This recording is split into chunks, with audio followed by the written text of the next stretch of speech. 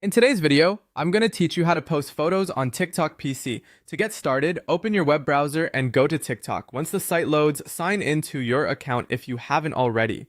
Make sure you're fully logged in before moving forward because the upload options won't be available otherwise. After you're on TikTok, look to the left sidebar for the upload option, which is usually shown with a cloud icon. In some layouts, you may instead see a button labeled plus upload.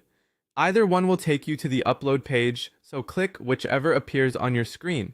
When the upload page opens, choose photo post if TikTok gives you that option. On some accounts or browser versions, you may only see video at first. If that happens, it's a good idea to make sure you're using the latest version of the TikTok website and then check again. The photo post feature may depend on the current web interface. Next, click Choose Files and select the photos you want to upload from your computer. You're not limited to just one image, so you can select multiple photos if you want to create a carousel style post. After uploading them, take a moment to arrange them in the order you want by dragging them into place. This is important because the order will affect how viewers experience the post.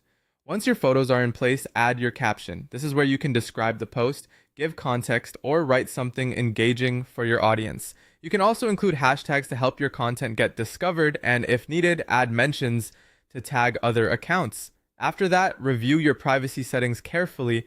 You'll be able to choose who can view the post, and you can also decide whether to allow comments. Depending on TikTok's current options for photo posts, you may also see settings for duet or stitch. If those are available, choose the option that best fits how you want others to interact with your content. If your account has scheduling enabled, you can optionally set a future date and time for the post instead of publishing it right away. This can be especially useful if you're planning content ahead of time. Finally, once everything looks good, click Post. Your photo post will then be published to TikTok.